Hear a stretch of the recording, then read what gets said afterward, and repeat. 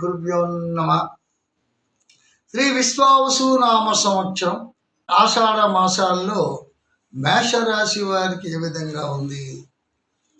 మేషరాశి వారికి ఏలినాటి శని ప్రభావం ఉన్న శుక్రుడు యోగ్యతతో ఉన్నాడు. జన్మ శుక్రుడు, దైవం నుంచి ఉన్నటువంటి శుక్రుడు జన్మలోకి వచ్చాడు కాబట్టి అన్ని విధాల మేషరాశి వారికి అనుకున్న కార్యక్రమాలు అంటే శుభ కార్యక్రమాలు, శుభపరిణామాలు ఎక్కువగా చోటు చేసుకుంటాయి. గురుబలం కూడా బాగానే ఉంది. మేషరాశి వారికి గురుబలం, బుధాదిత్య యోగము, 1000 మంది శని ఉన్నప్పటికీ, ఏకాదశ మంది రాహు ఉన్నప్పటికీ మేషరాశి వారికి జంకరు వెనకరు.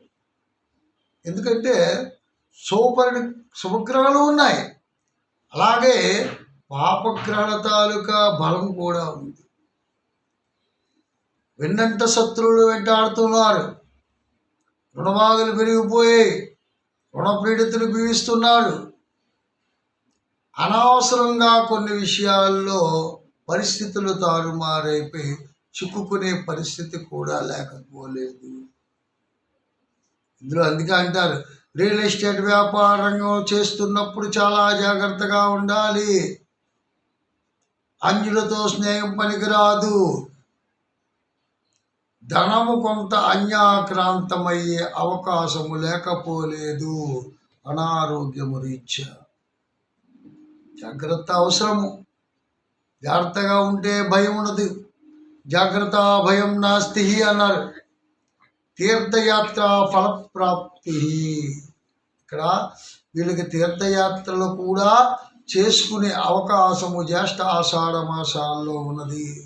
విద్యార్థులకు విద్యాలాభము, గృహిణులకు గృహలాభము, విద్యార్థులకు విద్యాలాభము, నిరుద్యోగులకు ఉపాధి అవకాశము, ఇవన్నీ కూడా 70% ఉన్నాయి. 70% మంచి ఫలితాలు ఇస్తున్నాయి. చెడు ఫలితాల కంటే మంచి ఫలితాలు అధికంగా ఉన్నాయి. చెడు ఫలితాలు ఏ విధంగా ఉన్నాయి? అనారోగ్య సమస్యలు, ఆందోళనమైనటువంటి విషయములు, రుణపీడితులు, రుణబాధలు, ఇవి చెడు ఫలితములు. అందుకే అంటాను, మేషరాశి వారికి స్వప్న దోషము, దుస్వప్న దోషము ఏవైనా ఉంటే చెప్పండి అంటే, ఏమైనా కళ తాలూకా ఫలితాలు, చెడు కళ్ళు ఏమైనా వచ్చినప్పుడు వీళ్ళకి ముందుకుంటే సూచనాప్రాయంగా అన్నీ తెలుస్తూ ఉంటాయి. ఏదో అలాగా అరే అనుకున్నట్టుగా అయిపోయింది, ఏదో కీడించుతున్నాం కీడులాగా తయారైంది. ఇలాగా సెన్సిటివ్గా ఏదో ఒక రకమైనటువంటి వాళ్ళకి ఆ భగవంతుడు ఆ కుజగ్రహాల ప్రభావం అన్నమాట. జరగబోయే విషయాలు కొన్ని ముందుగా సూచనాప్రాయంగా తెలుసుకుంటారు మేషరాశి వారు. అందుకే చిన్న దాంట్లో కూడా ఎంత కఠిన హృదయం ఉన్నప్పటికీ కూడా పైకి అలా కనబడతారు, కొన్ని లోపల ఏదో ఒక రకమైన వెలితి ఆందోళనతో కలత చెందుతూ ఉంటారు. ఏనుగు ఎంత గంభీరంగా ఉంటే మాత్రం చిన్న అంకుశానికి బలైపోవట్లేదా? అలాగా అందుకే అంటాడు, భరణీ నక్షత్రానికి ఏనుగుతో పోల్చాడు.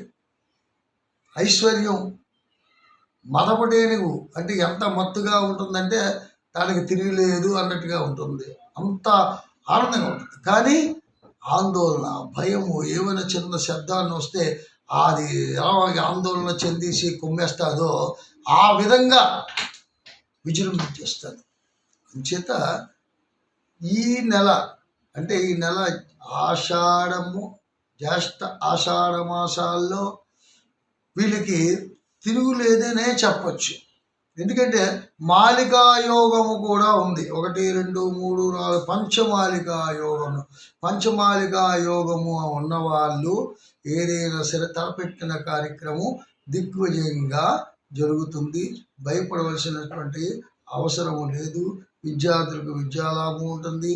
కన్యలకు యుక్త వయసు వచ్చినటువంటి అవివాహితులకు కూడా మంచి సంబంధాలు కుదిరే అవకాశము ఎక్కువగా ఉన్నది. అనారోగ్యం ఏదైనా చెందుతూ ఉంది అంటే వాళ్ళు మంగళవారం పూట, శనివారం పూట దేవాలయ దర్శనము, ఇష్టదైవాన్ని ఆరాధించుకొని శాంతి పొందండి. మళ్ళీ మరో ఎపిసోడ్‌తో ముందుకొస్తాను. అంతవరకు సెలవు. ఓం శాంతి.